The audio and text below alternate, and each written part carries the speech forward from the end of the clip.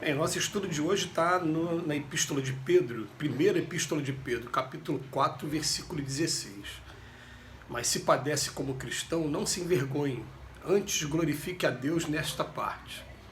Emmanuel comenta na lição 80 do livro Vinha de Luz, Como Sofres. Não basta sofrer simplesmente para ascender à glória espiritual. Indispensável é saber sofrer, extraindo as bênçãos de luz que a dor oferece ao coração sequioso de paz. Muita gente padece, mas quantas criaturas se complicam angustiadamente por não saberem aproveitar as provas retificadoras e santificantes.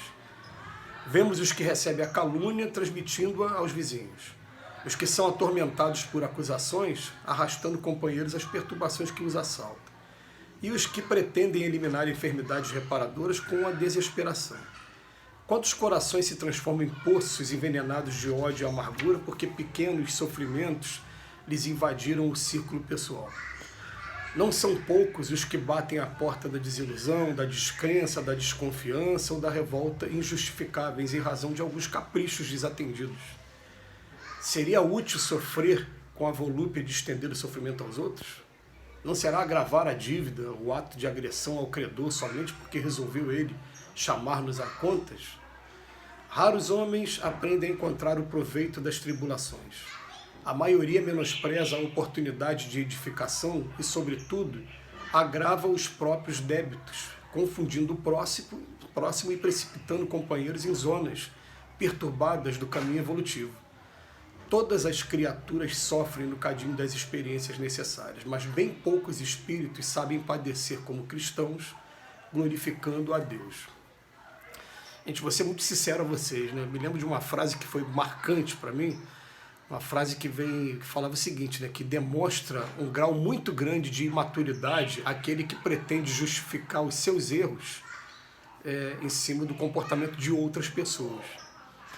Eu fiquei meditando nessa frase, aí peguei, por exemplo, a vida do Chico Xavier, que é um exemplo, uma luz nas nossas vidas. E quem conhece a vida dura que Chico Xavier teve, vai lembrar que ele, com 5 anos de idade, perdeu a mãe desencarnou, mas que ele ainda via a mãe enquanto espírito, né? Mas ele perdeu o convívio com a mãe.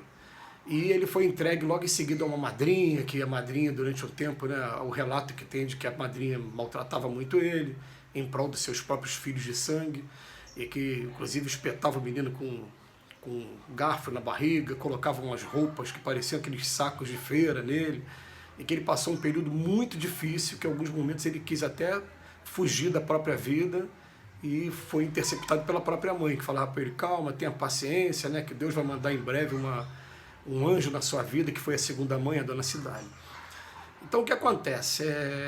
Quando a gente vê aquela situação e depois começa a comparar, mesmo sabendo que a comparação não é legal, mas é bom a gente fazer essa comparação de maneira anônima, não estou expondo ninguém, né?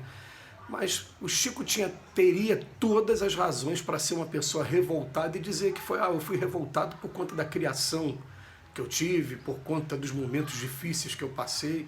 E, no entanto, o que é o Chico Xavier para a gente nessa figura que passou por aqui, deixou um rastro enorme de luz, deixou uma coisa maravilhosa para a gente e não passou em momento nenhum nenhuma revolta, nenhuma rebeldia, nada disso. Então o que acontece? A gente começa a pensar assim, né? Eu sou assim porque meu pai fez isso, porque minha mãe fez isso, porque meu filho me deu desgosto. Gente, é transferir para as pessoas, para os outros, a responsabilidade de coisa que na verdade fomos nós que não aprendemos ainda a sofrer e a passar por aquela experiência que é retificadora. Então ele vem dizendo para a gente aqui, né, como sofres? Se a gente padece como um cristão, a gente não tem que se envergonhar, a gente tem que olhar, peraí, aquele que é o nosso representante maior, que é a nossa luz, que é o nosso guia, que é o nosso irmão, ele passou por tantas coisas aqui muito desagradáveis, né? Então, nós estamos num mundo em que a gente, para ter a corrigenda, a reprimenda, né? A gente vai passar por situações também assim, situações de restrição, né? Então ele bota aqui, as pessoas, quantas criaturas se complicam quando estão padecendo, né? As pessoas recebem a calúnia, aí acabam se transformando no caluniador também, né? São atormentadas por acusações, mas aí eu sozinho não, aí começa a entregar os outros. É o que a Emmanuel está falando aqui. Isso aqui está falando com uma palavra muito coloquial, né? Os que pretendem eliminar enfermidades reparadoras com a desesperação. A pessoa que quer se suicidar, por exemplo, porque está tendo uma doença física qualquer.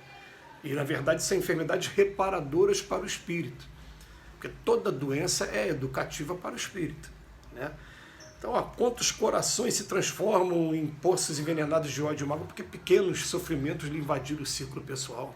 É o que eu estou falando aqui, o caso do pai, né, mãe e tal, os problemas que teve familiar. E a pessoa, não, eu estou falando, gente, é o seguinte, vocês me desculpa de estar mexendo com a nossa dor, né?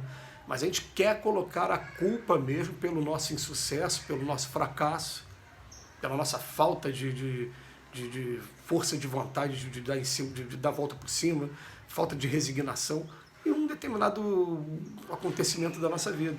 E isso é um grande ato de maturidade. A gente tem que começar a colocar na cabeça assim, não, os desafios vão aparecer porque é para me fortalecer, para me testar. E mesmo que eu caia uma, duas vezes, vai ter uma hora que eu vou conseguir estar fortalecido e vou entender quando está lá no Pai Nosso, né? Não nos deixe cair em tentação. Eu não afastar de minha tentação, não. Eu quero ficar forte para ela, eu quero que ela deixe de se chamar tentação. Que o rol de tentações seja cada vez menor. Não me pegue mais. Eu já seja um homem dono da minha própria vontade, dono do meu livre-arbítrio, né? A ideia é essa. Então, o questionamento que Emmanuel faz aqui no antepenúltimo parágrafo aqui do estudo de hoje, né? Seria útil sofrer com a volúpia de estender o sofrimento dos outros? Pô, a gente ainda tem que sofrer e passar o sofrimento para as pessoas? Eu ainda gosto muito de letras da música brasileira, como uma que foi feita pelo Charlie Chaplin e que teve a versão aqui do João de Barro, do Braguinha, que ele falava assim, sorri, vá mentindo a tua dor, ao notar que tu sorris, todo mundo irá supor que és feliz. Aí a gente vai falar assim, é hipocrisia? Não é hipocrisia não, pô, sofrimento é meu, porque eu vou ficar passando sofrimento para os outros? Então, muitas das vezes as pessoas, às vezes, cobram até de mim mesmo, pô, você não desabafa? Eu falei, não, ficar falando coisa ruim, tem que falar coisa boa. Né? Coisa ruim a gente sabe que é ruim, a gente mastiga aqui com a gente, mas por que eu vou ficar dividindo? É claro que tem algumas coisas que quanto mais a gente conversa, né, mais a gente vai de repente tendo caminhos, soluções para o problema, tudo bem. Né? Mas tem coisa que não vale a pena simplesmente você vai falar com as pessoas, ficar dividindo com as pessoas, né, levando para as pessoas a complicação também, simplesmente não vale a pena. Eu lembro de uma música também do Noel Rosa, do sambista da Vila Isabel, que ele falava assim, saber mentir é prova de nobreza para não ferir alguém com a franqueza. Mentira não é crime, é bem sublime o que se diz mentindo para fazer alguém feliz. Aí tem gente que vai interpretar essa música, não, mas Jesus disse sim, sim, não, não. Né? Já teve gente que vai falar, não, mas em outros momentos, olha só, ele poupou a gente da verdade, você omitir, você não falar. É mesmo que você vai lá para um pai já muito idoso e esconder dele que o ente querido dele está muito doente, né? Para não, de repente, ele que pode ter um problema de pico de pressão, um problema cardíaco e desencarnar pela notícia que você está dando. Então, tem coisa que não vale a pena de compartilhar, né? Aí ele bota aqui, ó, raros homens, então não vamos doer na gente não, porque ó, é a realidade da Terra. Raros homens aprendem a encontrar o proveito das tribulações, a maioria menospreza a oportunidade de edificação e, sobretudo, ainda agrava os próprios débitos, confundindo o próximo, precipitando companheiros em zonas perturbadas do caminho evolutivo. Quer dizer, a mensagem do Emmanuel é muito profunda, mas é uma mensagem para a gente agora pensar. Gente, os sofrimentos que todos nós temos, estamos passando por ele como? Com dignidade, com respeito, procurando aprender. Essa que é o objetivo aí do nosso aprendizado, né? Do nosso estudo aqui. Esse momento de pandemia, que a gente está vendo tanta gente ficando doente, a gente fica preocupado, é parente. Ó, nesse momento, eu tenho minha madrinha, minha tia, nesse momento que eu estou falando, está em UTI. E antes de estar gravando esse vídeo, eu estava mandando 30 segundos de mensagem de áudio junto com alguns familiares, né? Mandando mensagem para ela, porque uma psicóloga falou que vai botar lá. Ela não pode falar, né, por conta do aparelho, mas está podendo ouvir. E a gente está tentando fazer a nossa parte, né?